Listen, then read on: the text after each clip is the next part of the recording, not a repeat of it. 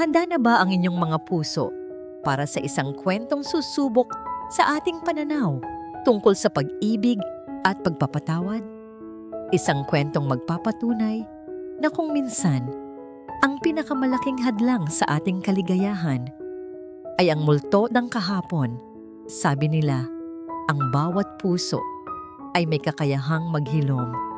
Pero paano kung ang mismong lunas sa iyong mga sugat ay ang taong siyang nanakit sa iyo ng lubusan? Hahayaan mo bang buksan muli ang iyong puso? O isasara mo na ito magpakailanman? Samahan ninyo ako sa unang kabanata ng kwentong pinamagatang Hiraya.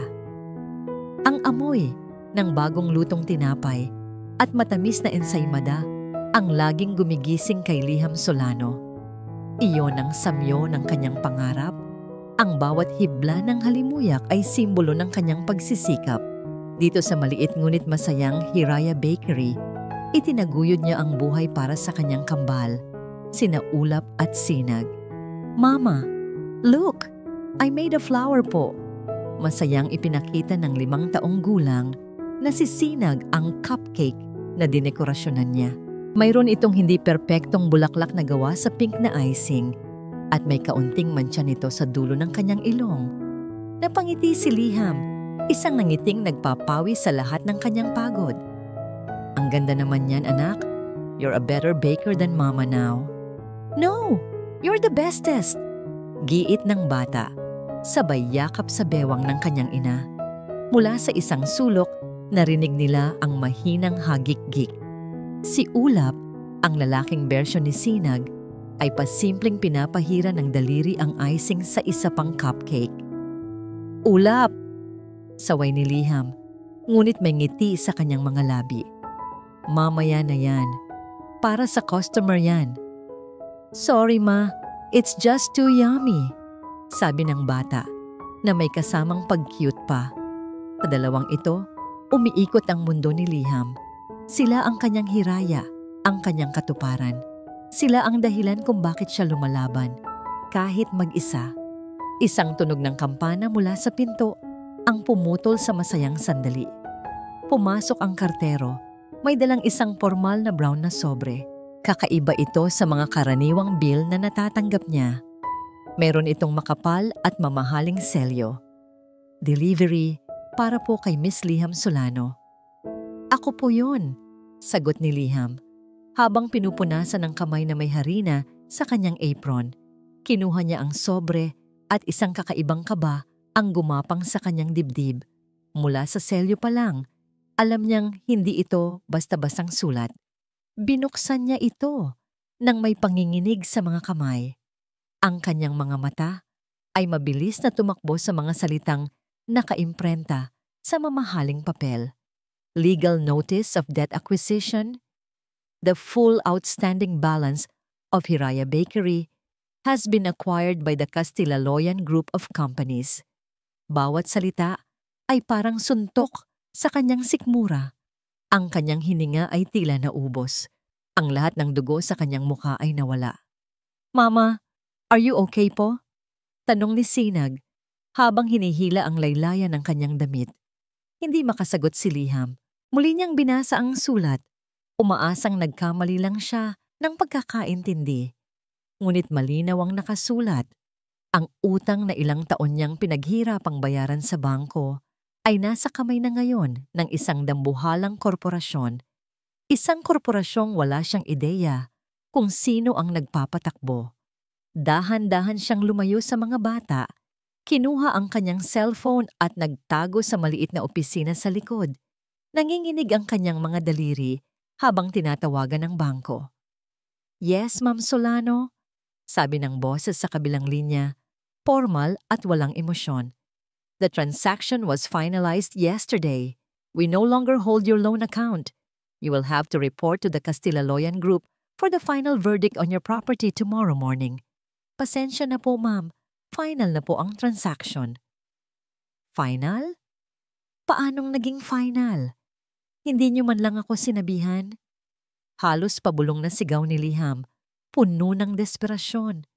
Ngunit wala nang magawa ang kanyang mga protesta. Ang desisyon ay pinalna. Ang Hiraya Bakery, ang buhay niya, ay nasa bingit ng alanganin. Castilaloyan.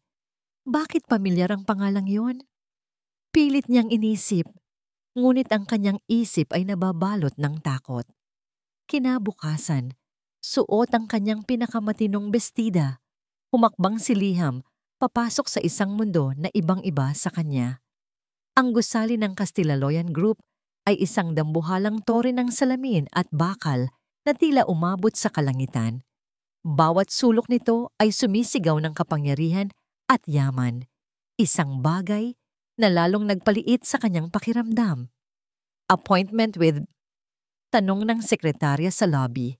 Halos hindi tumitingin sa kanya.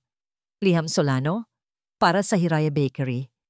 Pagkatapos ng ilang minutong paghihintay na tila isang kawalang hanggan, sinamahan siya patungo sa isang mahabang pasilyo patungo sa opisina ng CEO. Ang bawat hakbang niya sa malambot na carpet ay parang ang bigat-bigat. Ang puso niya ay dumadagundong sa kanyang dibdib, isang tambol ng takot at kawalan ng katiyakan. Binuksan ng isang asistente ang malaking pinto na gawa sa dark wood. "He's waiting for you inside." Pumasok si Liham sa isang napakalaking opisina. Ang isang pader ay purong salamin na nagpapakita ng buong tanawin ng syudad. Isang lalaki ang nakatayo doon, nakatalikod sa kanya, nakatingin sa labas. Kahit ang likod pa lang, mayroon itong aura ng kapangyarihan at kumpiyansa. Excuse me, sir?" Nagsimula si Liham. Nanginginig ang boses. Dahan-dahang humarap ang lalaki. At sa isang iglap, ang hangin ay ninakaw mula sa mga baga ni Liham. Ang mundo niya ay huminto sa pag-ikot. Ang pamilyar na panga. Ang mga matang minsan ay puno ng pagmamahal para sa kanya. Ngunit ngayoy kasing lamig ng yelo. Ang lalaking 5 taon na niyang sinubukang kalimutan. Ang multo ng kanyang kahapon. Lumapit ang isang abogado na kanina pa pala nakatayo sa gilid. "Ginang Solano," magalang na sabi ng abogado, habang ang lalaki ay nanatiling tahimik, nakatitig sa kanya. "Ipinakikilala ko sa iyo ang CEO ng Castilaloyan Group at ang bagong may-ari ng iyong mga utang, si Mr. Dakila Castilaloyan."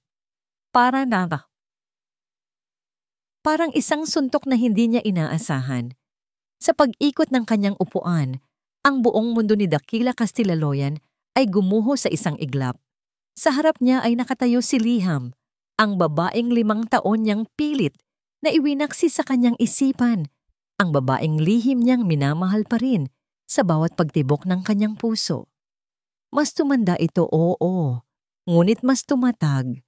Ang mga mata nitong dati puno ng pagsinta ay ngayoy nagliliyab sa pinaghalong gulat at galit. Hindi ito ang plano. Nang sabihin sa kanya ng kanyang ama na bilhin ang isang maliit na lote kung saan may panaderyang nalulugi, wala siyang ideya.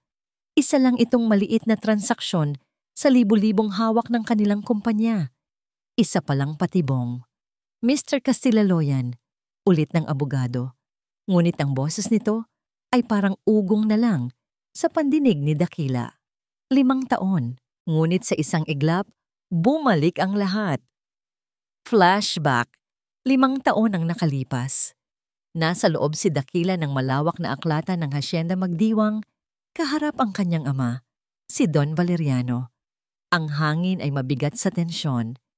"Ititigil mo na ang kahibangan mo sa babaeng yan, Dakila." Malamig na utos ng Don. Isang hamak na panadera, walang pinanghahawakan sa buhay. Hindi siya karapat-dapat na magdala ng apelyidong Castilaloyan. "Mahal ko siya na pa," sagot ng nooy, mas batang Dakila, puno ng tapang. "At hindi niyo yun mababago." Isang mapaklang tawa ang kumawala sa mga labi ni Don Valeriano. Kumuha ito ng isang folder sa ibabaw ng kanyang lamesa at inihagis ito sa harap ng anak. Naglalaman yon ng mga litrato at impormasyon tungkol sa pamilya ni Liham sa probinsya, ang kanyang mga magulang na may edad na, ang kanyang mga nakababatang kapatid na nag-aaral pa.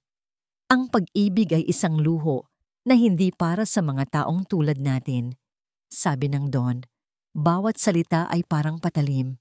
Mayroon tayong responsibilidad. Isang pangalan na dapat ingatan. Hiwalayan mo siya. Magpakasal ka kay Silayan Elizalde. Kung hindi, itinuro niya ang folder. Kung hindi, sisiguraduhin kong ang maliit na bukid ng mga magulang niya ay hindi na muling tatamnan. Ang scholarship ng mga kapatid niya mawawala na parang bula. At ikaw, Dakila, wala kang magagawa kundi panoorin silang maghirap dahil sa katigasan ng ulo mo. Gumuho ang mundo ni Dakila. Iyon ay isang banta na alam niyang kayang-kayang gawin ng kanyang ama. Sa isang iglap, naipit siya sa pagitan ng pag-ibig para kay Liham at ng takot na siya mismo ang maging dahilan ng pagkasira ng pamilya nito.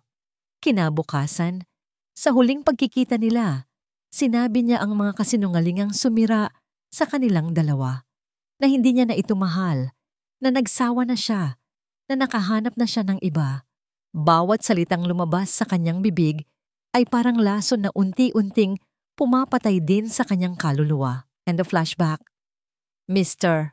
Castilla-Loyan, are you all right? Napabalik sa kasalukuyan si Dakila. Nandoon pa rin si Liham, nakatayo. Ang mga kamao ay nakakuyom sa kanyang gilid. I'm fine.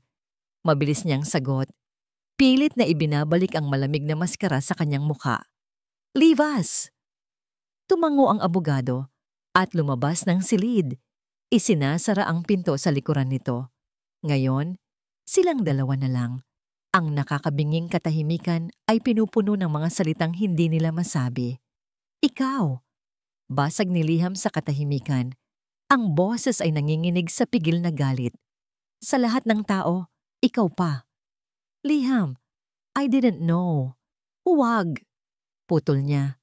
Huwag mong sasabihin ang pangalan ko at lalong huwag kang magkukunwaring may pakialam ka. Humakbang siya palapit sa lamesa. Ang mga matay matalim na nakatitig sa kanya.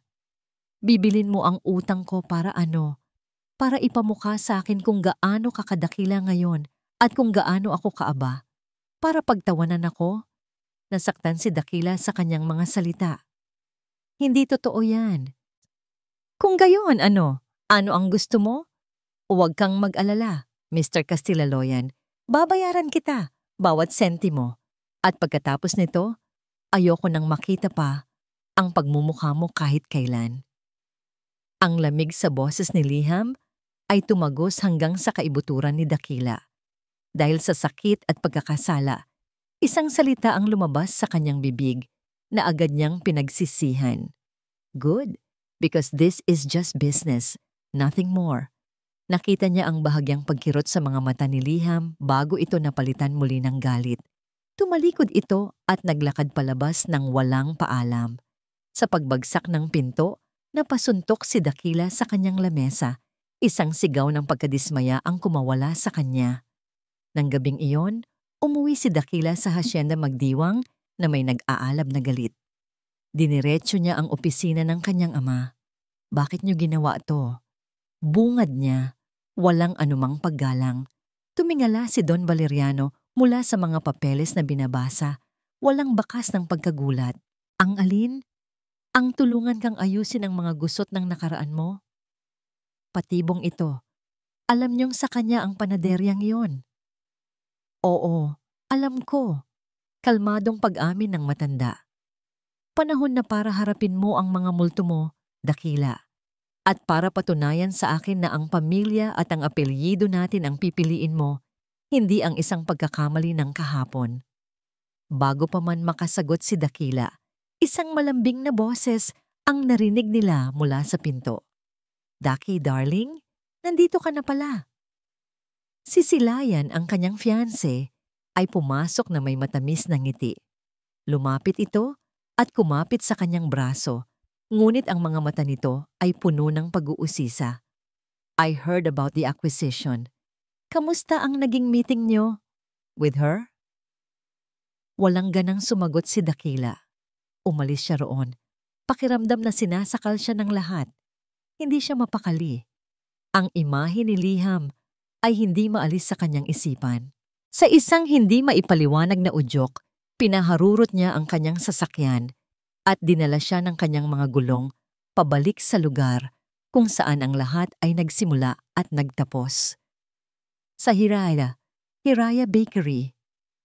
Ipinark niya ang kotse sa kabilang kalsada sa isang madilim na sulok kung saan hindi siya makikita. Ang ilaw sa loob ng panaderya ay bukas pa. Mula sa bintana, natanaw niya ang anino ni Liham na nag-aayos ng mga upuan at pagkatapos, lumabas mula sa likod ang dalawang maliliit na bata. Isang babae at isang lalaki. Kambal. Nakita niyang yumuko si Liham para yakapin ang mga ito at isang tawa ang narinig niya kahit sa loob ng kanyang sasakyan. Nanigas si Dakila sa kanyang kinauupuan. Pinanood niya ang mga bata habang naglalaro ang mga ito sa loob. Ang paraan ng kanilang pagtakbo, ang hugis ng kanilang mga ngiti, ang kislap sa kanilang mga mata. Napahawak siya sa manibela. Ang kanyang paghinga ay bumigat. Isang malamig na pawis ang tumulo sa kanyang noo. Ang mga batang iyon, kamukhang-kamukha niya noong bata pa siya. Isang imposibleng tanong ang biglang sumagi sa kanyang isipan. Isang tanong na parehong nagbigay sa kanya ng matinding takot at isang nakakabaliw na pag-asa. Nanatili siyang nakaupo, hindi makagalaw. Ang mga mata ay nakatutok sa pamilyar na eksena sa loob ng panaderya. Si Liham, tumatawa habang kinikiliti ang maliit na batang babae. Ang batang lalaki naman ay nagtatago sa likod ng kanyang ina, sumisilip, at ang ngiti nito, Diyos ko, ang ngiti nito ay parang salamin ng kanyang sariling kabataan. Pumikit ng mariin si Dakila. Nagbilang siya sa kanyang isipan, 5 taon. 5 taon na ang nakalipas mula noong gabing iyon na sinira niya ang puso ni Liham at ang sarili niya. Ang mga bata ay mukhang nasa 4 o 5 taong gulang. Ang mga numero ay nagtutugma sa isang paraan na nagpapadala ng kuryente sa kanyang buong katawan. Muli niyang iminulat ang kanyang mga mata. Nakita niyang pinatay na ni Liham ang mga ilaw sa harap ng tindahan. Binuhat niya ang batang babae na tila nakatulog na sa kanyang balikat, habang ang batang lalaki naman ay humawak ng mahigpit sa laylayan ng kanyang damit. Pinanood niya ang kanilang anino habang dahan-dahan silang umakyat sa isang hagdanan sa gilid, marahil patungo sa isang apartment sa itaas ng panaderya. Iyon pala, hindi lang ito ang pangarap ni Liham, ito rin ang kanilang tahanan. Nawala na sila sa kanyang paningin. Ngunit si Dakila ay nanatili roon, nakatitig sa madilim na bintana ng Hiraya Bakery. Ang makina ng kanyang mamahaling sasakyan ay tahimik at ang tanging maririnig ay ang malakas na kabog ng kanyang dibdib. Maaari kaya, sa kabila ng lahat ng sakit na idinulot niya, sa kabila ng pag-iwan niya, posible kayang may iniwan siyang isang bahagi ng kanyang sarili kay Liham na hindi niya alam? Isang bahagi na ngayon ay may sarili ng buhay, may sariling ngiti, at may mga matang katulad ng sa kanya. Ang galit na naramdaman niya kanina para sa kanyang ama ay napalitan ng isang bagong emosyon, isang matinding pangangailangan na malaman ang katotohanan. Ngunit kasabay nito ay ang takot. Kung totoo nga ang kanyang hinala, paano niya haharapin si Liham? Paano niya haharapin ang mga batang hindi niya man lang alam na umiiral pala sa mundo? Anong karapatan niya? Pinahigpit niya ang hawak sa manibela. Ang kanyang mga ugat ay lumitaw. Ang makapangyarihang CEO ng Castilla-Loyan Group ay biglang naramdaman ang sarili na napakaliit at walang kapangyarihan. Lahat ng pera at impluwensya niya sa mundo ay walang halaga kung totoo nga ang nasa isip niya. Dahil ang pinakamahalagang yaman na maaari niyang taglayin ay nasa loob lamang ng maliit na panaderyang yon, at wala siyang karapatang angkinin ito. Hindi, bulong niya sa katahimikan ng kanyang sasakyan. Ang salita ay isang pigil na hininga. Hindi maaari. Ang gabing iyon ay hindi natulog si Liham. Sa maliit na opisina sa likod ng panaderya, sa ilalim ng liwanag ng isang nag-iisang bombilya, nilamon siya ng mga numero. Resibo, listahan ng utang, mga babayarin, lahat ay nakakalat sa ibabaw ng kanyang lamesa, mga saksi sa kanyang tahimik na pakikibaka. Ang amoy ng lumang papel at matapang na kape ang bumalot sa hangin. Hindi ako susuko, paulit-ulit niyang sinasabi sa sarili, hindi para sa kanya, hindi para sa lalaking nag-iwan sa kanya at ngayoy bumalik, bilang isang hari na handang bilhin ang kanyang kahirapan. Ang bawat numero na kanyang kinukwenta, bawat sentimong sinusubukan niyang tipirin, ay isang maliit na paghihimagsik. Ang Hiraya Bakery ay itinayo niya mula sa pawis at luha. Hindi niya hahayaang kunin ito ng multo ng kanyang kahapon. Kinabukasan, pilit niyang itinago ang mga maitim na bilog sa ilalim ng kanyang mga mata sa likod ng isang pilit na ngiti. Kailangan niyang maging malakas para kinaulap at sinag. Habang naglalaro ang mga ito sa isang sulok, isang anino ang biglang tumakip sa sikat ng araw mula sa pinto. Pumasok si Dakila Castillaloyan. Hindi na siya ang CEO na nakaupo sa toreng salamin. Nakasuot siya ng simpleng polo shirt at pantalon, ngunit kahit anong isuot niya. Hindi maitatago ang aura ng yaman at kapangyarihan. Agad na nanigas ang panga ni Liham. "Anong ginagawa mo rito?" tanong niya. Ang boses ay kasing lamig ng sahig na semento. "Nandito ako para sa negosyo," sagot ni Dakila. Iniiwasan ng kanyang matalim na tingin at ibinaling ito sa paligid ng panaderya. "Tinitingnan ko lang ang property." Isang kasinungalingan. Alam ni Liham na ang mga mata nito ay hindi sa mga pader o sa mga oven nakatingin, kundi sa dalawang batang nagulat sa kanyang pagdating. Si Sinag, na likas na pala kaibigan, ay lumapit. "Hello po. Are you buying Mama's bread?" Isang ngiti ang sumilay sa labi ni Dakila. Isang nangiting totoo at hindi pilit, na lalong nagpatulos ng kirot sa puso ni Liham. Lumuhod ito para maging kapantay ng bata. "Oo, iha, mukhang masarap lahat ng tinapay dito." Ngunit si Ulap ay nanatili sa likod ng kanyang ina. Ang isang kamay ay nakahawak sa palda ni Liham. Ang mga matay puno ng pag-iingat at hinala. Para bang nararamdaman ng bata ang tensyon sa pagitan ng dalawang matanda. Hindi na natiis ni Liham. "Kung tapos ka na sa pag-i-inspection mo, marami pa akong ginagawa." Tumayo si Dakila at hinarap siya. May inilabas itong isang folder. "Nandito ako para dito." Inilapag niya ito sa counter. Isang bagong kontrata. Mas mababang interes, mas mahabang palugit para makabayad ka. Just sign it. Binuksan ni Liham ang folder. Nakita niya ang mga numerong magbibigay sa kanya ng kaluwagan, ng hininga. Ngunit sa likod ng mga numerong yon, nakita niya ang awa. Awa mula sa lalaking sumira sa kanya.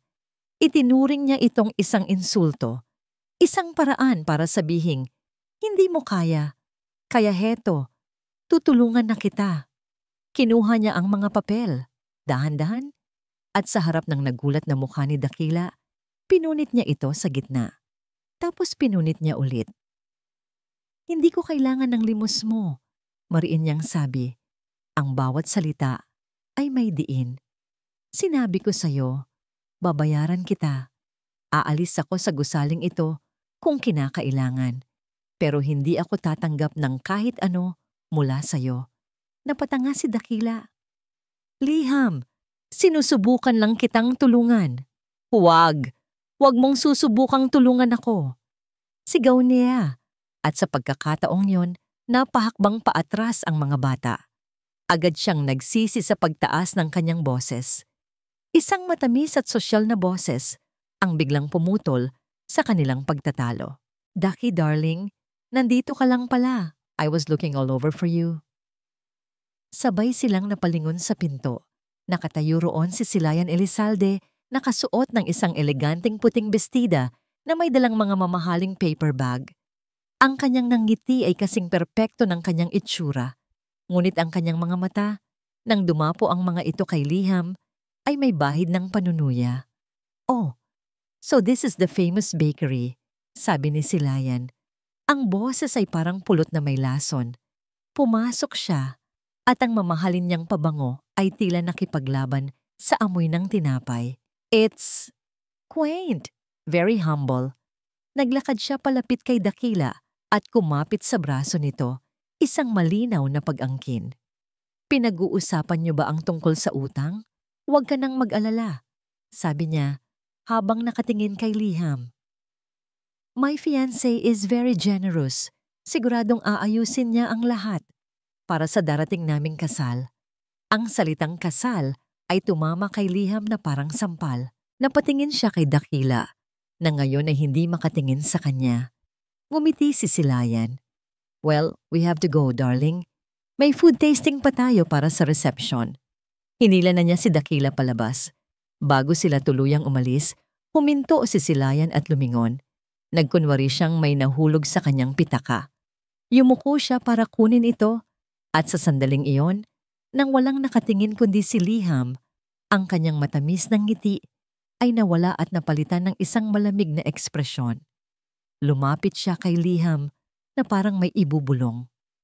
At sa isang boses na mahina pero puno ng kamandag, sinabi niya, "Huwag mong isipin na dahil bumalik siya, may pag-asa ka pa. Basura ka noon, basura ka pa rin ngayon." At pagkatapos, tumalikod siya. Ibinalik ang perpektong ngiti at lumabas ng pinto kasama si Dakila, na walang kaalam-alam sa lason na iniwan ng kanyang fiancé. Naiwan si Liham na nakatayo. Ang mga piraso ng punit na kontrata ay nasa sahig. Ang kanyang katawan ay nanginginig, hindi dahil sa galit, kundi sa isang bagong uri ng takot. Ngayon, malinaw na sa kanya. Ang laban na ito ay hindi lang sa pagitan niya at ni Dakila. Mayroon pa siyang isang kaaway na mas mapanganib at mas determinado. Ang mga salita ni Silayan, "Basura ka noon, basura ka pa rin ngayon," ay hindi narinig ni Dakila. Ngunit ang lason sa mga mata ng kanyang fiancé habang nakatingin ito kay Liham ay hindi niya nakaligtaan. At ang hinala sa kanyang dibdib na nagsimula bilang isang maliit na binhi nang makita niya ang kambal ay nagsimula ng mag-ugat at lumago. Pagbalik sa kanyang opisina, ang unang ginawa ni Dakila ay tawagan ang kanyang pinagkakatiwalaang executive assistant, si Miguel. "Miguel, I need you to do something for me, off the record," sabi ni Dakila. Ang boses ay seryoso. "Gusto kong malaman ang lahat tungkol sa acquisition ng Hiraya Bakery." "Sir, naipadala ko na po sa inyo ang full report kahapon."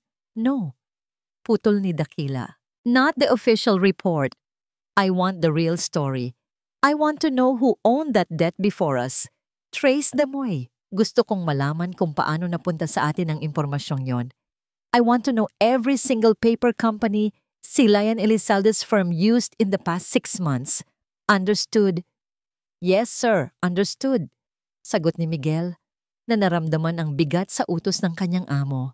Habang nagtatrabaho si Dakila, ang kanyang isip ay wala sa mga kontrata o sa stock market. Ito ay nasa isang maliit na panaderya, sa isang babaeng may matapang na mga mata, at sa 2 batang kamukhang kamukha niya. Hindi siya mapakali. Kinahapunan, hindi na niya natiis. Nagmaneho siya papunta sa isang toy store. Bumili siya ng isang robot na naglalakad at isang manikang nagsasalita. Hindi niya alam kung bakit niya ginagawa iyon. Marahil, ito ay isang desperadong pagtatangka na bumawi sa isang kasalanang hindi pa niya tiyak kung nagawa niya nga ba. Bumalik siya sa Hiraya Bakery, dala ang mga paper bag. Nakita niya si Liham na nag-aayos ng mga display sa bintana. Ang mukha ay seryoso at pagod. Sa pagpasok niya, agad itong napahinto at ang init sa kanyang mga mata ay bumalik. "Nandito ka na naman." Hindi sumagot si Dakila. Sa halip yumuko siya at inilapag ang mga laruan sa sahig malapit sa mga bata. "Para sa inyo," mahina niyang sabi. Gulat na napatingin sina Ulap at Sinag sa mga kahon. Hindi mo kailangang gawin yan, mariing sabi ni Liham, ngunit hindi niya magawang pigilan ang kislap ng tuwa sa mga mata ng kanyang mga anak. Gusto ko lang, sagot ni Dakila, ang mga matay nakatitig sa mga bata. Habang abala ang kambal sa pagbubukas ng kanilang mga regalo, isang hindi inaasahang pangyayari ang naganap. Sa pag-atras ni Liham, nasa giniya ang isang sako ng harina. Bumagsak ito sa sahig at isang ulap ng puting alikabok ang kumalat sa hangin. Naku! Bulalas ni Liham. Pareho silang kumilos. Sabay silang yumuko para pulutin ang natapong harina. Sa isang iglap, ang kanilang mga kamay ay halos magdikit. Nagtama ang kanilang mga mata. Sa sandaling iyon, nawala ang CEO at ang panadera. Nawala ang nagpautang at ang may utang. Sila lang ulit, si Daki at si Liham. Isang kisap mata ng nakaraan, ngunit kasing bilis ng pagdating nito, nawala rin ito. Agad na binawi ni Liham ang kanyang kamay na para bang napaso. Tumayo siya at kumuha ng walis. Iniiwasan ang tingin ni Dakila. Ang maikling sandali ng tigil putukan ay tapos na. Kinagabihan, nagkita sila ni Silayan sa isang mamahaling restaurant para sa food tasting na sinasabi nito. Habang ipinapaliwanag ng chef, ang bawat putahe, ang isip ni Dakila ay nasa ibang lugar.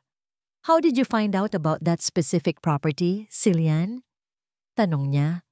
Sa isang tonong pilit niyang ginagawang kaswal, isang perpektong tawa ang pinakawalan ni Silian. Oh darling, you know how it is. My investment people are always looking for undervalued assets. It just happened to cross my desk. Mukhang magandang business move para sa'yo, hindi ba? It was a win-win. Ang kanyang sagot ay pulido, masyadong pulido. Walang bahid ng pag-aalinlangan. Ngunit nakita ni Dakila ang isang bagay sa mga mata nito. Isang mabilis na pag-iwas, isang kislap na hindi niya mapangalanan. Kasinungalingan. Hindi na siya nagtanong pa. Alam niyang wala siyang makukuhang sagot mula rito. Hindi siya umuwi sa mansyon ng gabing iyon. Bumalik na naman siya sa tapat ng Hiraya Bakery na parang isang aninong hindi mapakali. Nakita niyang sarado na ang tindahan, ngunit may liwanag pa sa kusina sa likod. Lumabas siya ng sasakyan at dahan-dahang naglakad sa eskinita sa gilid ng gusali.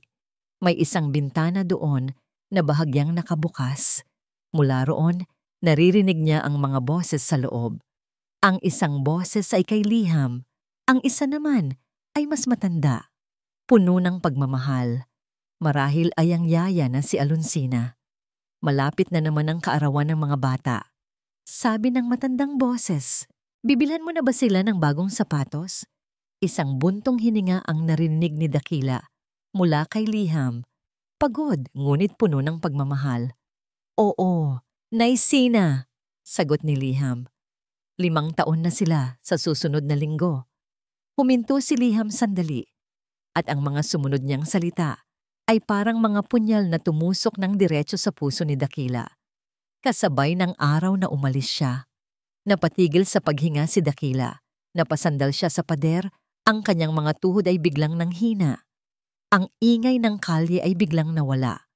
Ang tanging naririnig niya ay ang malakas na pagkabog ng kanyang puso at ang mga salitang paulit-ulit na tumatakbo sa kanyang isipan. 5 taon na sila sa susunod na linggo. Kasabay ng araw na umalis siya. Mabilis na nagkwenta ang kanyang isip. Ang araw na umalis siya. 9 na buwan bago ang kaarawan na iyon. Ang mga piraso ng palaisipan ay nagkabit-kabit sa isang paraan na parehong perpekto at nakakawasak. Ang hinala ay hindi na hinala. Ito ay isang malamig, matigas, at hindi maikakailang katotohanan na ngayon ay nakatitig sa kanya. Nanginginig. Napahawak siya sa pader para suportahan ang sarili. Hindi! Bulong niya sa madilim na eskinita. Ang boses ay basag at puno ng hindi makapaniwalang sakit. Hindi! Hindi maari. Pagod ngunit payapa. Iyon ang laging nararamdaman ni Liham sa tuwing ihahatid niya sa pagtulog ang kanyang kambal. Pinagmasdan niya ang mga anghelikal na mukha ni na Ulap at Sinag, mahimbing sa kanilang maliit na kama. Ang kanilang mga dibdib ay marahang tumataas baba, isang ritmo na nagbibigay ng kapayapaan sa nag-aalab na puso ni Liham. Sa mundong ito, na puno ng kawalan ng katiyakan, sila ang kanyang kanlungan, sila ang kanyang naging lakas sa loob ng 5 taon. Hinalikan niya ang noo ng bawat isa bago maingat na tumayo at lumabas ng kanilang kwarto. Iniwan niyang bahagyang nakabukas ang pinto. Sa maliit na sala ng kanilang apartment sa itaas ng panaderya, umupo siya sa lumang sofa at ipinikit ang kanyang mga mata. Ang pagod mula sa maghapong trabaho at emosyonal na stress ay unti-unting gumagapang sa kanyang buong katawan. Ang mga pangyayari nitong mga nakaraang araw ay parang isang masamang panaginip. Si Dakila, si Silayan, ang utang, ang banta sa kanyang pangarap. Naisip niyang sana sa paggising niya bukas, bumalik na lang sa dati ang lahat. Sa simpleng buhay kung saan ang pinakamalaki niyang problema ay kung paano pagkakasyahin ang kanilang budget. Isang kaluskos mula sa sala ang biglang pumutol sa kanyang pag-iisip. Napamulat siya. Pinakiramdaman niya ang paligid. Baka guni-guni lang, dala ng pagod. Ngunit narinig niya itong muli. Isang mahinang tunog, parang isang sahig na gawa sa kahoy na inapakan ng marahan. Nanindig ang kanyang mga balahibo. Hindi iyon si Alonsina. Maaga itong umuwi kanina. Ang mga bata ay mahimbing na natutulog. Dahan-dahan siyang tumayo. Ang puso niya'y nagsimulang kumabog ng mabilis. Nananakaw ba siya? Ang takot ay kumalat sa kanyang ugat. Ngunit agad itong napalitan ng tapang ng isang ina. Ano man ang mangyari, poprotektahan niya ang kanyang mga anak. Maingat siyang humakbang palabas ng sala, patungo sa direksyon ng kanyang maliit na kwarto, kung saan nanggagaling ang tunog. Ang pinto ay bahagyang nakaawang. Sumilip siya sa maliit na siwang. Ang madilim na silid ay may kaunting liwanag mula sa sinag ng buwan sa bintana.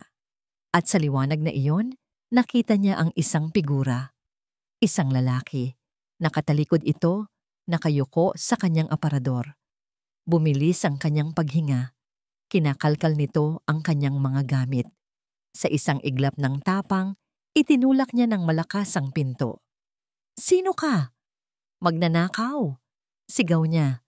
Gulat na napalingon ang lalaki, at sa sandaling tumama ang liwanag ng buwan sa mukha nito, ang sigaw ni Liham ay namatay sa kanyang lalamunan. Ang takot ay napalitan ng isang emosyong mas malala pa, pagkasuklam at hindi makapaniwalang galit. Dakila? Nakatayo roon si Dakila. Ang mukha ay puno ng pagkakasala at desperasyon, at sa kanyang mga kamay. Hawak niya ang maliit at metal na kahon kung saan itinatago ni Liham ang lahat ng mahahalagang dokumento.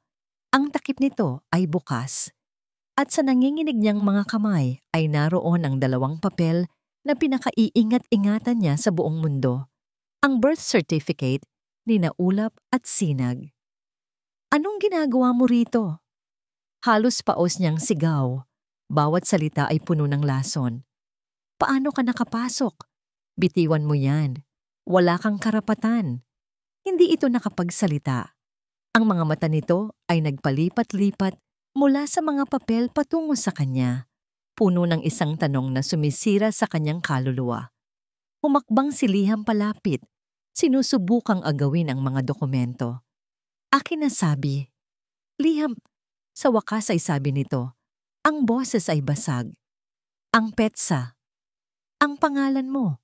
Pero ang pangalan ng ama, bakit blanko?"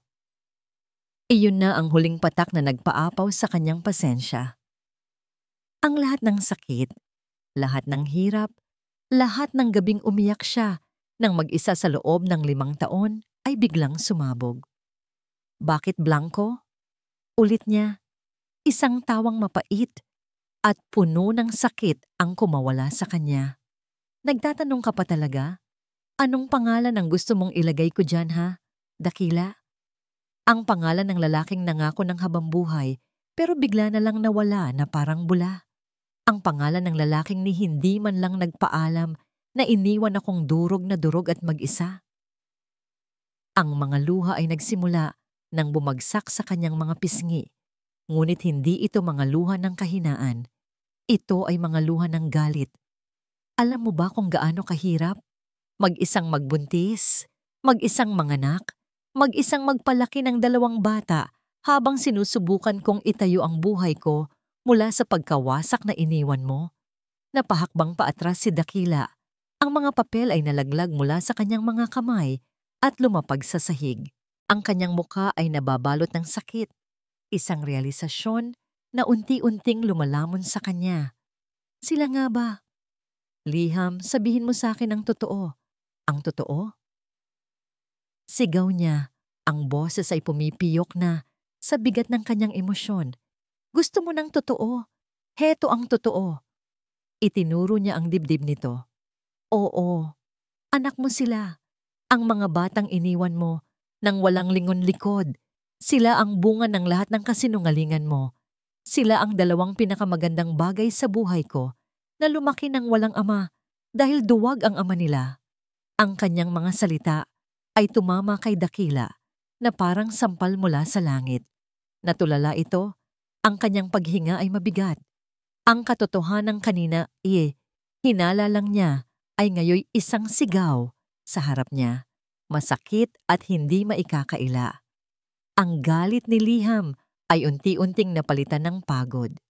Napasandal siya sa pader, ang kanyang mga tuhod ay nanghihina. Sa isang kilos na hindi niya inaasahan, dahan-dahang lumuhod si Dakila sa sahig. Ang makapangyarihang CEO, ang lalaking bumili ng kanyang mga utang, ay ngayoy nakaluhod sa kanyang harapan. Ang mga balikat ay nanginginig. Inangat nito ang kanyang mga mata. At sa unang pagkakataon, sa loob ng 5 taon, nakita ni Liham ang mga luha rito. Sinubukan nitong abutin ang kanyang kamay, ngunit agad siyang umatras na para bang napapaso. Patawarin mo ako, Liham. Bulong nito. Ang boses ay basag at puno ng pagsisisi. Patawarin mo ako. Ang mga salitang patawarin mo ako ay nanatiling nakabitin sa hangin, walang bigat, walang saysay. Iniwan ni Dakila ang apartment ni Liham nang may dalang sakit na mas matindi pa kaysa noong gabing pinilit siyang iwanan ito. Ngayon, ang bigat ay hindi lang dahil sa nawalang pag-ibig, kundi dahil sa 2 buhay na hindi niya alam na bahagi pala niya. Hindi siya umuwi sa kanyang kondo. Dire-diretso siyang nagmaneho patungo sa lugar na parehong nagsisilbing tahanan at kulungan niya. Ang hacienda Magdiwang. Ang galit sa kanyang puso ay isang apoy na hindi mapigilan. Wala na ang takot. Wala na ang pag-aalinlangan. Napalitan ito ng isang matigas na determinasyon. Pabalagsak niyang ipinasok ang sasakyan sa malawak na driveway. Hindi na niya pinansin ang mga security guard na sumaludo sa kanya. Pumasok siya sa malaking pinto ng mansyon na parang isang bagyo. Ama! Ang sigaw niya. Ang boses ay umalingaw-ngaw sa matataas na kisame ng bulwagan. Nagmula sa kanyang opisina, si Don Valeriano. Ang mukha'y kalmado na para bang inaasahan na niya ang pagdating ng anak sa ganoong estado. Sa likod nito, lumabas din si Silayan. Ang mukha'y nagpapakita ng bahagyang pag-aalala. Dakila. Anong nangyayari? Tanong ni Silayan. Sinusubukang hawakan ang braso nito. Ngunit marahas itong inalis ni Dakila. Ang kanyang mga mata ay nakapako lamang sa kanyang ama. Alam niyo ba? Tanong niya. Ang bawat salita ay mabagal at puno ng panganib. Sa loob ng 5 taon, alam niyo ba? Hindi sumagot si Don Valeriano, ngunit ang kawalan ng gulat sa mukha nito ay sapat ng sagot. May mga anak ako. Patuloy ni Dakila. Ang boses ay nagsimulang manginig sa pinaghalong galit at sakit. Mayroon akong 2 anak kay Liham at itinago niyo ito sa akin. Isang buntong hininga ang pinakawalan ng Don. Hindi ko ito itinago. Pinrotektahan lamang kita at ang pangalan ng pamilyang ito mula sa isang malaking pagkakamali. Pagkakamali? Isang tawang walang saya ang kumawala kay Dakila. Ang mga anak ko, tinatawag niyong pagkakamali? Lumapit siya sa kanyang ama. Ang taas nila'y magkapantay, isang digmaan ng mga titig. Pinagkaitan niyo ako ng 5 taon sa buhay nila. Pinagkaitan niyo sila ng ama. Isang amang duwag at sunod-sunuran, ganti ni Don Valeriano, ang boses ay kasing talim ng patalim. Ano ang maibibigay mo sa kanila noon, Dakila? Eskandalo? Kahihiyan sa pamilya? Hindi. Ginawa ko ang nararapat. Hindi. Sigaw ni Dakila. Sa sobrang galit, sinipa niya ang isang mamahaling florera sa gilid. Nagkalat ang mga pira-piraso nito sa sahig, kasabay ng tubig at mga bulaklak. Nagulat si Silayan sa kanyang ginawa. Tapos na ang pagsunod ko sa inyo, mariing sabi ni Dakila. Pupuntahan ko si Liham, aayusin ko ito. At si Silayan, tumingin siya sa babaeng nakatayo sa gilid na ngayon ay may takot na sa kanyang mga mata. Wala nang kasal. Itigil mo na ang lahat ng ito. Ang mukha ni Silayan ay namutla, napalitan ng galit. Ano? Pagkatapos ng lahat, itatapon mo lang ako na parang basura para sa panaderang yon. Hindi kanya mahal Silayan, sabi ni Dakila. Mas kalmado na ngayon, ngunit mas matatag. At hindi ko na kayang lokohin pa ang sarili ko o ikaw. Tapos na tayo. Bago pa man makasagot si Silayan, muling nagsalita si Don Valeriano. Ang kanyang boses ay bumalik sa pagiging kalmado at malamig na lalong mas nakakatakot. Kung aalis ka sa pamamahay na ito para sa babaeng yan, Dakila, siguraduhin mong hindi ka nababalik. Dahil sa oras na humakbang ka palabas ng pintong yan, wala ka nang babalikan. Huminto si Dakila. Ang pangalan mo, ang tiwala sa bangko, ang posisyon mo sa kumpanya, ang lahat ng minana mo, lahat ng yan ay mawawala. Patuloy ng Don, ang kanyang mga salita ay parang isang hatol. Mamili ka, anak, ang iyong pamilya at ang iyong kinabukasan o ang pagkakamali ng iyong kahapon. Isang ultimatum. Ang parehong ultimatum na sumira sa kanya 5 taon na ang nakalipas. Ngunit ngayon, iba na si Dakila. Ang lalaking nakatayo sa harap ng kanyang ama ay hindi na ang binatang takot at nalilito. Siya na ngayon ay isang ama. Tumingin si Dakila ng diretso sa mga mata ni Don Valeriano. Ang apoy sa kanyang mga mata ay hindi namatay, lalo pa itong nag-alab. Kung kailangan kong mamili, sabi niya, ang boses ay matatag at walang bahid ng pag-aalinlangan. Matagal ko nang pinili sila. Tumalikod siya. Hindi na niya pinansin ang pagtawag ni Silayan o ang nakakakilabot na katahimikan ng kanyang ama. Naglakad siya patungo sa pinto. Bawat hakbang ay isang paglaya. Sa paglabas niya at pagsara ng pinto, naiwan ang katahimikan sa loob ng mansyon. Galit na lumapit si Silayan kay Don Valeriano. Hindi niyo siya hahayaang umalis ng ganoon lang, Tito. Tumingin si Don Valeriano sa bintana. Pinapanood ang papalayong sasakyan ng kanyang anak. Isang malamig na ngiti ang sumilay sa kanyang mga labi. Kinuha niya ang kanyang cellphone mula sa bulsa. Nagdial siya ng isang numero. Hello? Sabi ng boses sa kabilang linya. Simulan mo na. Utos ni Don Valeriano. Ang boses ay kasing lamig ng yelo. Hindi ito boses ng isang ama, kundi boses ng isang hari na handang wasakin ang lahat para protektahan ang kanyang kaharian. Sirain mo siya. Sirain mo ang lahat ng pinaghirapan niya. Siguraduhin mong luluhod siyang babalik sa akin. Pagkatapos ng gabing iyon, isang pader ng katahimikan ang bumalot sa Hiraya Bakery. Hindi na muling nagpakita si Dakila.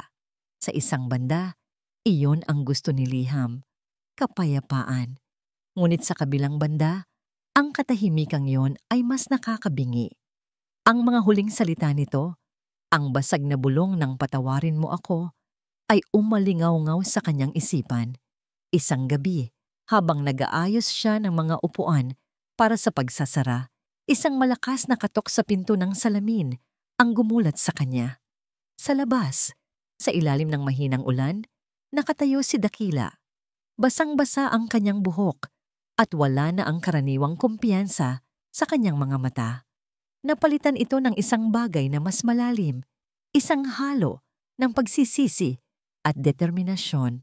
Nag-atubili si Liham, ngunit sa huli, binuksan niya ang pinto. "Liham," sabi nito, ang boses ay mababa. "Kailangan nating mag-usap." Hindi siya kumibo, ngunit tumabi siya para bigyan ito ng daan. Pumasok si Dakila, nag-iiwan ng mga bakas ng tubig sa sahig. "Sinabi ko na sa kanila ang lahat." Pagsisimula niya, hindi na nagpaligoy-ligoy pa. Alam na ng ama ko at ni Silayan ang tungkol sa mga bata. Kinansela ko na ang kasal. Natigilan si Liham. Ang balitang yun ay isang bagay na hindi niya inaasahan. "Bakit mo sinasabi sa akin to?"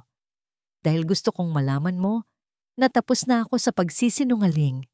Lumapit ito sa kanya, ngunit may pag-iingat, na para bang natatakot na baka tumakbo siya palayo. 5 taon na ang nakalipas, Liham. Pinili ko ang maling desisyon. Natakot ako. Natakot ako sa kung anong kayang gawin ng ama ko sa pamilya mo. Tinakot niya ang anak niya ako, sinabing sisirain niya sila kung hindi kita iiwan. At naging duwag ako. Iyon pala. Ang tanong na bumabagabag sa kanya sa loob ng 5 taon, nasagot na sa wakas. Hindi dahil sa wala na itong pagmamahal, kundi dahil sa takot. Ang kaalamang yon ay hindi nagpagaan sa sakit, ngunit nagbigay ito ng isang uri ng pagkaunawa. "Pinili kong saktan ka para iligtas sila," patuloy ni Dakila. Ang boses ay puno ng pait. "At iyon ang pinakamalaking pagkakamali ng buhay ko. Ngayon, Liham, humihingi ako ng isa pang pagkakataon, hindi para sa akin, kundi para sa kanila. Para kinaulap at sinag, hayaan mo akong maging ama sa kanila." Ang mga luha ay nagsimulang mamuo sa mga mata ni Liham. Ang lahat ng galit na itinayo niya sa paligid ng kanyang puso ay nagsimulang gumuho. Nakita niya sa mga mata ni Dakila ang lalaking minahal niya noon, ang lalaking nawala sa loob ng 5 taon. "Dakila," hindi na niya napigilan. Sa isang iglap, ang distansya sa pagitan nila ay nawala. Ang mga kamay ni Dakila ay marahang humawak sa kanyang pisngi, at ang mga labi nito ay sumalubong sa kanya. Ang halik ay hindi tulad ng dati. Wala na ang apoy ng kabataan. Napalitan ito ng isang bagay na mas malalim. Puno ito ng lungkot, ng pangungulila, ng 5 taong nasayang. At sa ilalim ng lahat ng iyon, mayroong isang maliit na kislap ng pag-asa. Nang maghiwalay ang kanilang mga labi, ipinikit ni Liham ang kanyang mga mata. Sa sandaling iyon, sa gitna ng katahimikan ng panaderya at sa saliw ng mahinang ulan, naramdaman niyang baka sakali, posible palang maghilom ang mga sugat. Kinabukasan, isang itim at makintab na sasakyan ang huminto sa tapat ng Hiraya Bakery. Hindi ito ang kotse ni Dakila. Mula rito ay bumaba ang isang lalaking nakabarong, may edad na, at may dalang aura ng kapangyarihan na hindi maikakaila. Sa likod nito ay 2 lalaking nakasuit, si Don Valeriano Magdiwang. Nanigas si Liham sa kanyang kinatatayuan sa likod ng counter. Pumasok ang matanda sa kanyang maliit na panaderya na para bang pagmamay-ari nito ang buong lugar. Ang kanyang mga mata ay malamig na sinuri ang bawat sulok bago ito tuluyang tumuon kay Liham. "Ikaw si Liham Solano," sabi nito. Hindi ito isang tanong, kundi isang pahayag. "Ano po ang kailangan nyo?" Magalang ngunit matatag na tanong ni Liham. Ngumiti si Don Valeriano, isang ngiting hindi umabot sa kanyang mga mata. Naglabas ito ng isang sobre mula sa kanyang bulsa at ipinatong ito sa counter. "Alam kong nahihirapan ka sa iyong negosyo. Ang nasa loob niyan ay sapat na para makapagsimula ka ng bago kahit saan mo gusto, malayo rito." Tinitigan ni Liham ang sobre. Isa itong tseke. Ang halaga ay nakasulat sa makapal na tinta, isang halagang hindi pa niya nakita sa buong buhay niya. "Hindi ko po kailangan ng pera niyo," mariing sabi ni Liham. Ang ngiti ni Don Valeriano ay bahagyang nawala. "Lahat ng tao ay may presyo, iha. At sa tingin ko, napakaliit na halaga nito para sa kinabukasan ng aking apo. Hindi po sila apo niyo at hindi sila binebenta." Ang lamig sa mga mata ng matanda ay lalong tumindi. Kumuha ito ng isa pang sobre, mas maliit. Mula rito ay inilabas niya ang ilang mga litrato at inilatag ang mga ito sa counter, isa-isa. Nanlamig ang buong katawan ni Liham. Ang mga litrato, sinaulap at sinag, masayang naglalaro sa palaruan ng kanilang maliit na eskwelahan. Kinuha ang mga ito nang hindi nila alam, mula sa malayo. "Maganda ang eskwelahan nila," sabi ni Don Valeriano. Ang boses ay kalmado, ngunit puno ng banta. "Ngunit alam mo, maraming nangyayari sa mga palaruan. Isang maling tulak lang, isang pagkatisod. Ang aksidente kahit saan nangyayari." Ang bawat salita ay isang yelo na tumusok sa puso ni Liham. Ito na ang sinasabi ni Dakila, ang banta. Ngunit ngayon, hindi na ito tungkol sa bukid o scholarship. Ito ay tungkol sa buhay ng kanyang mga anak. "Umalis ka," bulong ni Liham. Nanginginig ang kanyang buong katawan. "Pag-isipan mo, iha," sabi ng matanda. "Ang tseke o ang kaligtasan ng mga anak mo. Lumayo ka sa anak ko at mananatili silang ligtas." Tumalikod si Don Valeriano at naglakad palabas na kasing kalmado ng kanyang pagpasok. Iniwan si Liham na nakatayo, nakatitig sa mga litrato ng kanyang mga anak. Hinawakan niya ang counter para suportahan ang sarili. Ang kanyang mga binti ay parang babagsak na. Ang tseke ay nahulog mula sa counter at lumapag sa sahig. Walang ingay. Ngunit ang banta na dala nito ay umalingaw-ngaw sa buong panaderya. Mas malakas kaysa sa anumang sigaw. Ngayon, naiintindihan na niya. Ang kalaban niya ay hindi lang basta isang matandang mayaman. Ito ay isang halimaw na handang gawin ang lahat para makuha ang gusto nito. Ang mga litrato, ang banta, ang malamig na mga mata ni Don Valeriano. Ang mga iyon ay nakatatak sa isipan ni Liham na parang isang bangungot na ayaw magising. Ang kaunting pag-asa na naramdaman niya sa halik ni Dakila ay biglang naging abo. Tinangay ng hangin ng takot. Isang takot na mas malaki pa sa pag-ibig. Ang takot ng isang ina. Kaya't nang tumawag si Dakila kinabukasan, ang boses ay puno ng bagong pag-asa. Tinitigan lang ni Liham ang screen ng kanyang cellphone hanggang sa mamatay ang tawag. Tumawag itong muli at muli. Sa ika-4 na tawag, sinagot niya ito. Ang puso niya ay kasing bigat ng tingga. "Liham, thank God. Akala ko kung ano na ang nangyari sa'yo. Pwede ba tayong magkita?" "Huwag ka nang tumawag," sagot ni Liham. Ang bawat salita ay pilit at walang emosyon. "Ano? Anong ibig mong sabihin?" Naguguluhang tanong ni Dakila. "Wala tayong dapat pag-usapan," sabi niya, habang pinipigilan ng sariling mapahikbi. "Bumalik ka na sa mundo mo, Dakila. Tapos na tayo." Noon pa. Bago pa man ito makasagot, pinatay na niya ang tawag. Napasandal siya sa pader. Ang kamay ay nakatakip sa kanyang bibig. Pinipigilan ang sakit na gustong kumawala. Para sa mga anak ko ito, paulit-ulit niyang sinasabi sa sarili. Para sa kanila. Ngunit hindi sumuko si Dakila.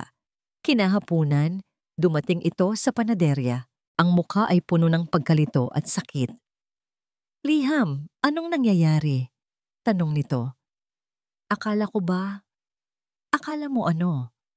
Putol niya, tinatago ang sariling sakit sa likod ng isang maskara ng galit. "Na dahil sa isang halik magbabago ang lahat? Nagkamali ka. Ang mundo mo at ang mundo ko Hindi pwedeng magsama. Bumalik ka na sa fiancé mo, sa pamilya mo. Iwan niyo na kami sa payapang buhay namin. Pero mahal kita, sabi ni Dakila. Ang boses ay desperado. Mahal ko kayo. Pagmamahal? Isang mapait na tawa ang kumawala kay Liham. Ang pagmamahal mo ang naglagay sa amin sa panganib na ito. Umalis ka na, Dakila. Please, umalis ka na. Ang sakit sa mga mata ni Dakila ay isang bagay na habambuhay na dadalhin ni Liham, ngunit tiniis niya ito. Pinanood niya itong tumalikod at umalis, dala ang pag-asang siya mismo ang pumatay. Sa sobrang gulo ng isip, nagawa ni Liham ang isang bagay na hindi niya dapat ginawa. Kinabukasan, nagpunta siya sa Castilaloyan Building. Hindi niya alam kung bakit. Siguro, isang desperadong bahagi niya ang gustong makita ito sa huling pagkakataon. O siguro, gusto niyang sabihin sa kanya ang lahat, kahit pa ipagwalang bahala ang banta. Habang nagtatanong siya sa sekretarya, isang pamilyar na boses ang narinig niya mula sa itaas ng grand staircase sa lobby. Well, look who's here. Ang daga ay lumabas na sa lungga. Si Silayan, nakatayo sa itaas na parang isang reyna. Nahanap mo na ba ang hinahanap mo? O baka naman, naghahanap ka ng away? Wala akong panahon para sa'yo, Silayan, sagot ni Liham at tumalikod na para umalis. Teka lang, sigaw ni Silayan, hindi pa tayo tapos. Sa gilid ng kanyang mata, nakita ni Liham si Dakila na papalabas mula sa isang hallway. At sa isang iglap, nakita rin ito ni Silayan. Isang masamang nangiti ang sumilay sa labi nito. Dahil sa'yo to, sigaw ni Silayan. At sa isang kilos na puno ng pagkukunwari, bigla itong nawalan ng balanse, ang kanyang paa ay sinadyang dumulas. Nagpagulong-gulong ito sa ilang baitang ng hagdanan, kasabay ng isang malakas at puno ng dramang sigaw. Aray! Ang paa ko! Itinulak niya ako! Lahat ay nangyari ng napakabilis. Dumating si Dakila, ang muka'y puno ng pag-aalala. Nakita niya si Silayan na nakahandusay sa paanan ng hagdan, umiiyak. Habang si Liham ay nakatayo sa itaas, ang muka'y puno ng pagkabigla. Liham, anong ginawa mo? Tanong ni Dakila. Ang tono ay hindi makapaniwala. Wala akong ginawa. Nagkunwari lang siya. Depensa ni Liham. Ngunit ang eksena ay nagsasalita para sa sarili nito. Si Silayan, ang biktima. Si Liham, ang agresor. Ang pangyayaring iyon ay simula pa lamang ng impyerno. Kinagabihan, sumabog ang internet. Mistress ng Castilaloyan Hair, nagwalas sa opisina. Panadera, desperada sa pera, fiancé ng bilyonaryo inatake. Ang mga headline ay brutal. Ang kanyang pangalan ay nasa lahat ng dako. Ang pinakamasakit ay ang paggamit nila ng isang larawan niya. At sa tabi nito ay mga blurred na larawan ni na Ulap at Sinag na kuha sa labas ng kanilang eskwelahan. Ang kanyang mga anak idinamay sa isang kasinungalingang hindi niya ginawa. Ang online na napuot ay naging totoong panganib. Isang gabi, habang pinapatulog niya ang mga bata, isang malakas na tunog ng nabasag na salamin ang yumanig sa buong panaderya. Mabilis niyang niyakap ang nagising at umiiyak na mga anak. Sumilip siya sa bintana. May mga taong nagtatakbuhan palayo at sa harap ng kanyang tindahan, sa salaming basag, ay may nakapintang pulang mga salita. Kabit, mang-agaw ang Hiraya Bakery, ang kanyang pangarap, ang kanyang tahanan. Dinungisan, winasak. Napaluhod si Liham sa sahig ng kanilang sala. Ang mga luha ay tuluyan ng bumuhos. Niyakap niya ng mahigpit ang kanyang nanginginig na mga anak sa gitna ng nawasak niyang pangarap, tahimik na lumuluha. Pakiramdam niya na wala na ang lahat. Ang mga headline ay parang mga sundang na paulit-ulit na tumatarak sa puso ni Dakila. Ang mukha ni Liham, puno ng pagkabigla, ay nasa screen ng kanyang laptop. Sa tabi nito, ang mga blurred na larawan ng kanyang mga anak. Ang kanyang mga anak. Idinamay sa isang digmaang hindi sila kasali. At pagkatapos ay dumating ang tawag mula sa kanyang security team. Ang Hiraya Bakery, sinira, binato, dinungisan ng mga salitang hindi kayang sikmurain ni Dakila. Sa sandaling iyon, isang bagay sa loob niya ang nabali. Ang natitirang takot, ang pag-aalinlangan, ang paggalang sa kanyang ama. Lahat ay naglaho. Napalitan ito ng isang dalisay at nag-aapoy na galit. Isang galit na hindi lamang para sa kanyang ama o kay Silayan, kundi para sa sarili niya. Hindi ko sila naprotektahan, noon at ngayon. Ang pagkakasala ay isang laso na gumapang sa kanyang buong pagkatao. 5 taon na ang nakalipas, duwag siya. Ngayon, wala na siyang balak maging duwag pa. Kinuha niya ang kanyang telepono at tinawagan si Miguel. "Nakuha mo na ba?" tanong niya. Ang boses ay kalmado, ngunit may bigat ng isang paparating na bagyo. "Opo, sir," sagot ni Miguel sa kabilang linya. Ang financial trail, malinaw na konektado sa isang shell corporation ni Miss Elizalde. At meron pa po akong isang recording mula sa isang dating driver ni Miss Elizalde. Inamin niya ang lahat. Ang pagpaplano sa pagbili ng utang, ang pagpeke sa kanyang aksidente sa hagdanan. Napapikit si Dakila. Ang ebidensya. "Good. Isend mo sa akin ang lahat. At Miguel, magpatawag ka ng isang malaking press conference bukas ng umaga sa main ballroom ng Castilaloyan Tower. Imbitahin mo ang lahat ng major news outlets." "Sir, anong sasabihin natin sa kanila?" "Sabihin mong..." Magsasalita si Dakila Castilaloyan para linawin ang lahat, sagot ni Dakila, at ibinaba ang tawag. Ngunit bago harapin ang buong mundo, may isang tao siyang kailangang puntahan. Nagmaneho siya sa gitna ng gabi. Ang Hiraya Bakery ay balot sa dilim, maliban sa isang maliit na ilaw mula sa apartment sa itaas. Ang basag na salamin sa harap ay tinakpan ng plywood. Ang mga salitang kabit ay naroon pa rin, isang masakit na paalala ng kanyang kabiguan. Kumatok siya ng marahan sa pinto sa gilid. Matagal bago ito bumukas. At nang bumukas ito, ang mukha ni Liham na sumalubong sa kanya ay puno ng pagod, takot, at kawalan ng tiwala. "Umalis ka na," sabi nito. Ang boses ay mahina. "Liham, please." Pakiusap niya. "Hindi ako aalis hanggat hindi mo ako pinakikinggan." Ipinakita niya ang screen ng kanyang telepono kung saan naroon ang mga email mula kay Miguel, ang mga dokumento, ang audio file.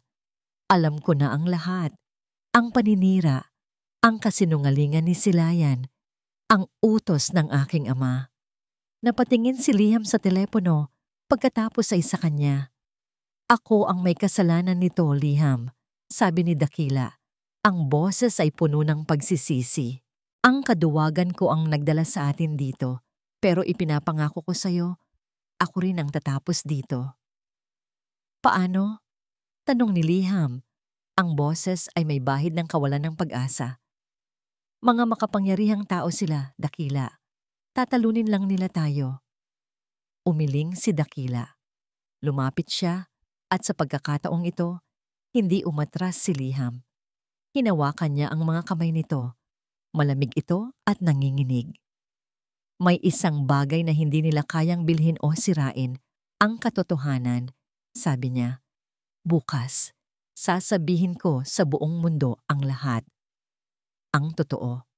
Pero bago ko gawin yun, kailangan kong marinig mula sa'yo. Magtiwala ka sa akin." Sa huling pagkakataon, tinitigan siya ni Liham, ang mga matay naghahanap ng anumang bahid ng kasinungalingan. Ngunit ang nakita lang niya ay isang lalaking pagod na sa pagtakbo, isang lalaking handa ng harapin ang lahat. Dahan-dahan, tumango ito. Kinaumagahan, sa kanyang malawak na walk-in closet, tumayo si Dakila sa harap ng isang malaking salamin. Ang kanyang refleksyon ay ang imahe ng tagumpay, isang lalaking nakasuot ng mamahaling suit, perpekto ang ayos. Ngunit sa likod ng imaheng iyon, nakita niya ang isang bilanggo. Dahan-dahan, hinubad niya ang kanyang Rolex watch at ipinatong ito sa lamesa. Hinubad niya ang kanyang mamahaling coat, niluwagan ang kanyang kurbata, tinitigan niya ang sarili sa salamin. Ito na ang huling pagkakataon na makikita niya si Dakila Castilaloyan, ang tagapagmana. Bukas, iba ng tao ang haharap sa kanya sa salamin. At sa unang pagkakataon, sa mahabang panahon, naramdaman niya ang paglaya. Ang ballroom ay isang dagat ng mga tao. Ang mga kamera ay parang mga gutom na hayop. Ang kanilang mga flash ay walang tigil na kumikislap. Ang dagundong ng mga tanong at bulungan ay nakakabingi. Sa harap na hilera, nakaupo ang kanyang ama, si Don Valeriano. Ang mukha ay kalmado at kampante. Sa tabi nito, si Silayan, may maliit na saklay sa gilid at isang pekeng itsura ng pagiging biktima. Naroon sila para panoorin ang kanilang tagumpay. Inaasahan nilang itatanggi ni Dakila ang lahat, na ililigtas niya ang pangalan ng pamilya at ibabalik ang sisi kay Liham. Humugot ng malalim na hininga si Dakila bago humakbang paakyat sa entablado. Ang lahat ng kamera ay nakatutok sa kanya. Ang buong silid ay biglang tumahimik, nag-aabang. Tumayo siya sa harap ng mikropono.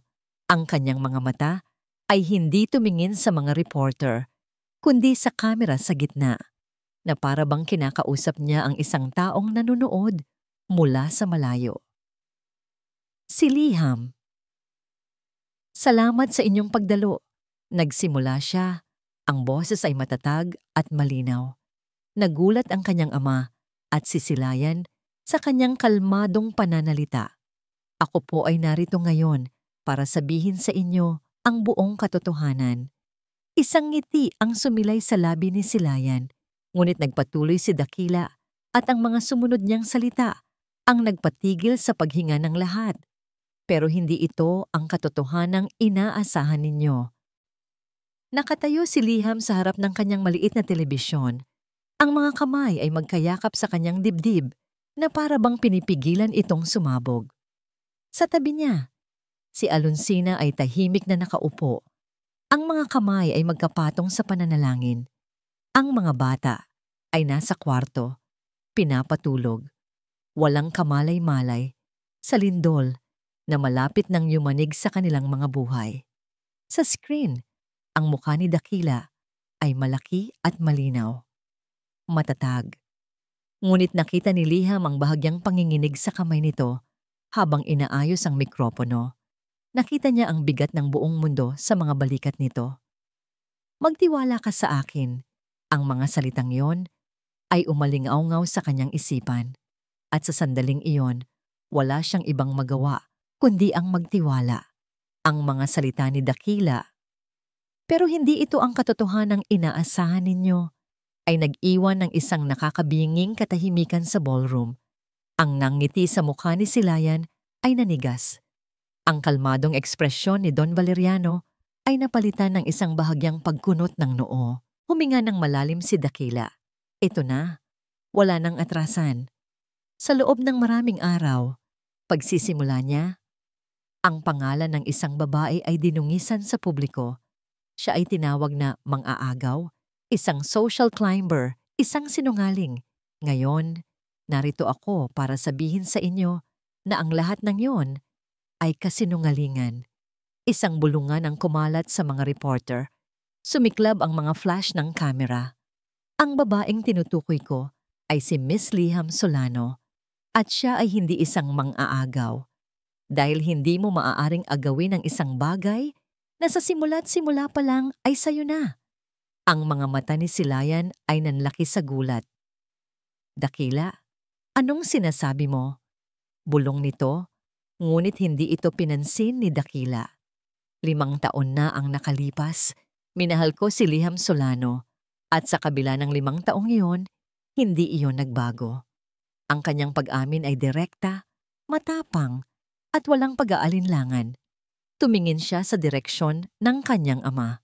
Pero dahil sa kaduwagan, dahil sa takot, dahil sa maling paniniwala sa katungkulan at pamilya, Iniwan ko siya at iyon ang desisyong pinagsisihan ko araw-araw sa nakalipas na 5 taon. Kinuha niya ang isang maliit na remote mula sa kanyang bulsa. Sa malaking screen sa likod niya, isang audio file ang lumitaw. Ang aksidente ni Miss Elizalde, patuloy ni Dakila, ay isang palabas, isang masakit na dula na idinisenyo para sirain ang isang inosenteng tao. Pinindot niya ang play. Isang boses ang umalingaw-ngaw sa buong ballroom. Ang boses ni Silayan, malinaw at hindi maikakaila, mula sa recording ng kanyang dating driver. Oo na, ako na ang may pakana. Sinadya kong bilhin ang utang ng babaeng yun. Sinadya kong mahulog sa hagdan. Gagawin ko ang lahat para hindi siya makuha ni Dakila. Akin lang siya. Ang buong silid ay sumabog sa gulat. Si Silayan ay napanganga, ang muka ay namutla na parang papel. Sinubukan niyang tumayo, ngunit ang mga kamera ay nakatutok na sa kanya. Ang kanilang mga lente ay parang mga matang mapanghusga. Si Don Valeriano ay napasuntok sa kanyang upuan. Ang muka ay nag-aapoy sa galit. Ngunit hindi pa tapos si Dakila. May isa pa akong pag-amin, sabi niya, at ang lahat ay muling tumahimik. Ang pinakamahalaga sa lahat, tumingin siyang muli sa kamera at sa pagkakataong ito, ang kanyang mga mata ay lumambot. Ang boses niya ay naging boses ng isang ama. Si Miss Liam Solano ay hindi lamang ang babaeng mahal ko. Siya rin ang ina ng aking 2 anak, sina Ulap at Sinag. Napahawak si Liam sa kanyang bibig. Ang mga luha ay malayang dumaloy sa kanyang mga pisngi. Ang kanyang sikreto, ang kanyang pinakaiingatang yaman, ay isiniwalat na sa buong mundo. Ngunit sa halip na makaramdam ng takot, isang pakiramdam ng paglaya ang bumalot sa kanya. Hindi na niya kailangang magtago. Niyakap siya ni Alonsina. Ang kaguluhan ay naging isang sigawan. Ang mga reporter ay nagsisigawan ng mga tanong. Ngunit itinaas ni Dakila ang kanyang kamay at sa huling pagkakataon, nakuha niya ang kanilang atensyon. Dahil sa lahat ng ito, sabi niya, ang kanyang boses ay nangingibabaw sa ingay. Dahil sa lahat ng kasinungalingan at manipulasyon na kayang gawin ng kapangyarihan at pera, simula sa araw na ito, tinatalikuran ko na ang lahat ng iyon. Nanigas si Don Valeriano sa kanyang upuan. Tinatanggal ko ang aking sarili bilang CEO ng Castilla-Loyan Group. Tinatalikuran ko ang lahat ng aking mana, ang aking posisyon, ang aking pangalan. Dahil natutunan ko sa masakit na paraan na ang tunay na yaman ay hindi nasusukat sa pera. Tumalikod siya mula sa mikropono. Sa huling pagkakataon, tiningnan niya ang kanyang ama. Hindi na may takot, kundi may awa. At pagkatapos ay tumingin siya sa naguguluhang sisilayan. At nagsimula siyang maglakad. Hindi niya pinansin ang mga sigawan, ang mga tanong, ang kumikinang na mga ilaw. Naglakad siya pababa ng entablado. Tinahak ang gitna ng nagkakagulong mga tao na parang isang taong lumalakad sa tubig. Mayroon lamang siyang isang direksyon, isang layunin. Sa likod ng ballroom, malapit sa isang exit, nakatayo si Liam. Hindi niya alam kung paano siya nakarating doon. Ang kanyang mga paa ay tila may sariling isip. Pinanood niya ang lahat sa isang monitor sa hallway. Nakita siya ni Dakila. Ang kanilang mga mata ay nagtagpo sa gitna ng kaguluhan. Tumakbo siya. Tumakbo si Liam. Sinalubong nila ang isa't isa sa gitna ng pasilyo, malayo sa mga kamera. Yumakap si Dakila ng mahigpit. Ibinuhos ang lahat ng sakit, pagsisisi at pagmamahal sa yakap na yon. Patawarin mo ako, bulong niya sa buhok ni Liam. Umiiyak. Tumingala si Liam sa kanya. Umuwi na tayo, Daki. Umuwi na tayo sa mga anak natin. Sa labas, ang ulan ay tumila na. Isang sinag ng araw ang sumilip mula sa mga ulap. Sa ibabaw ng entablado, iniwan ni Dakila ang lahat ng kanyang kayamanan. Ngunit sa pasilyong yon, sa yakap ni Liam, nahanap niya ang lahat ng kailangan niya. Magsimula tayo muli, Liam. sabi niya. Tayong apat. At sa pagkakataong ito, sa gitna ng kanyang mga luha, ngumiti si Liham at tumango. Oo, tayong apat. Ang ingay ng mundo sa labas ay nakakabingi. Ang pangalang Castilaloyan at Elizalde ay nasa lahat ng balita. Isang sirang plaka ng iskandalo, kasinungalingan, at nawalang yaman. Ngunit sa loob ng maliit na apartment sa itaas ng Hiraya Bakery, isang uri ng kapayapaan ang nagsisimulang mamuo. Isang kapayapaang marupok, ngunit totoo. Pagkatapos ng press conference, sa tulong ni Miguel, nagawa nilang makatakas sa mga reporter.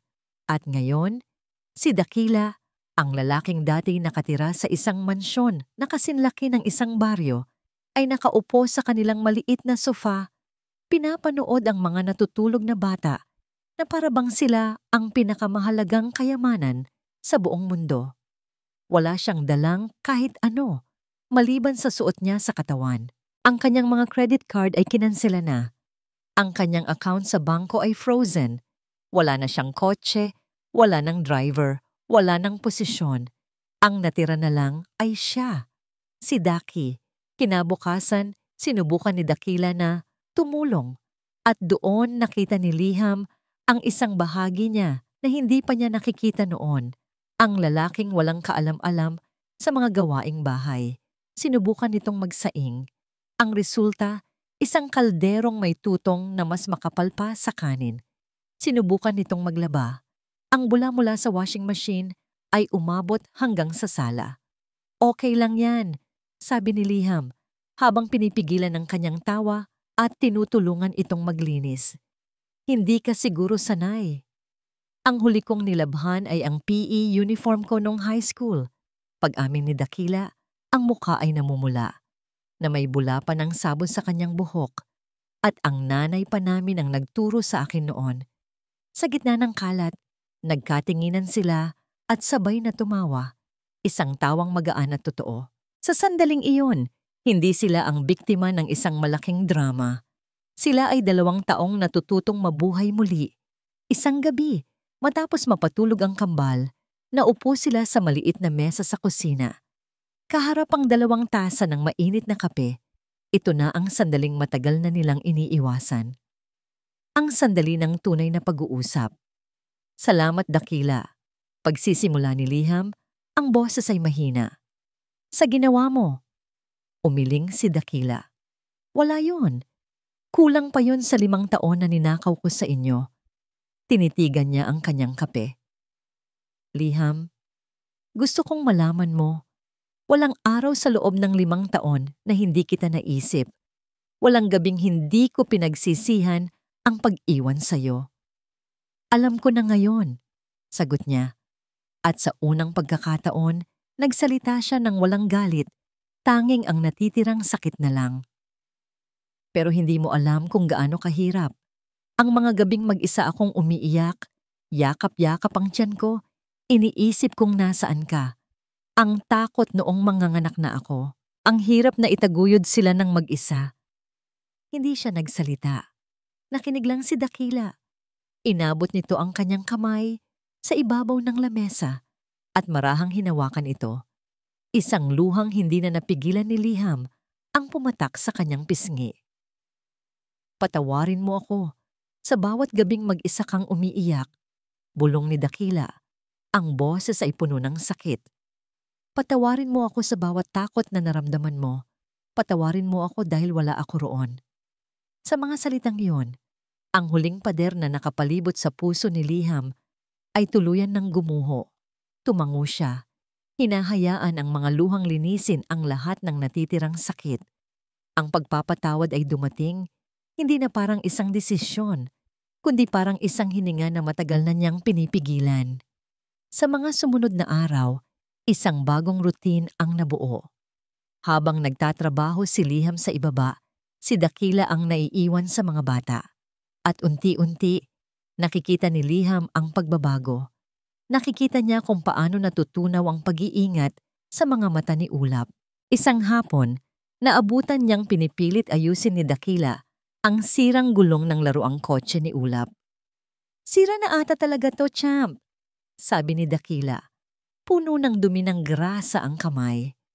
Lumapit si Ulap at tinitigan ng ama. It's okay, sabi ng bata.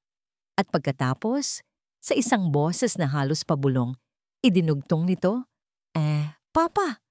Natigilan si Dakila. Binitiwan niya ang laruan.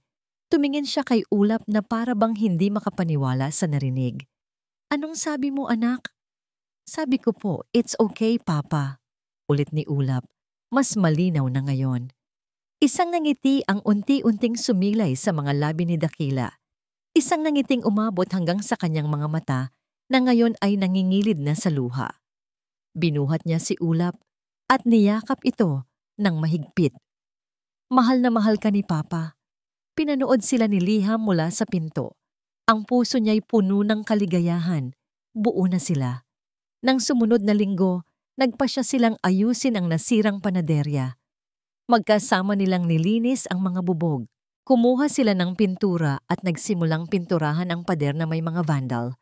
Sa gitna ng tawanan at harutan sa pintura, isang anino ang tumakip sa sikat ng araw mula sa bukas na pinto. Napahinto sila.